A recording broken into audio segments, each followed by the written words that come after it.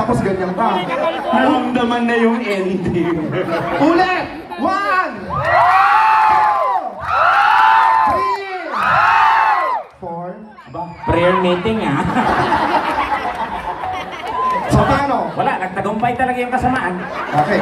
We have a winner. Palakpakan naman for contestant number 4. Ayan. Thank you. Salamat, Salamat po. Ayan. Salamat kung solid mo. Ito, dito sa gitna. So, ano yung pinangako ni Tekla? Premyo, tsaka? Saan? Oh, Pero bago ang lahat, ito parati kong ginagawa sa mga event ko. Kasi I'm blessed naman, kumikita naman ako ng sobra. Oh. So, coming from my own wallet, gagawin ko ng 5,000 to. Huh?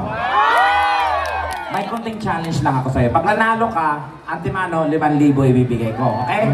Hawakan mo to, ati. Para walang daya. Oh. Oh, dito ka.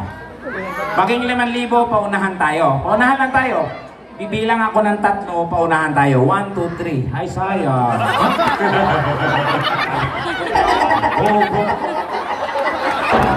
Ay, teka lang! Naibigay mo na yung premyo. Yung pangako mong isa, ano yun? Saan? Okay, bilang tayo!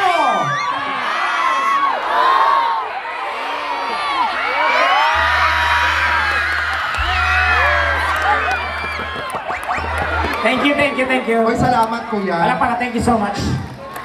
Salamat ka, thank you, sponsor. Thank you, sponsor. Yan. Thank you. Anong gagawin mo sa premyo mo? Bigay mo ng ano yun ha? Bigas ha? Bigay po sa asawa. Wow!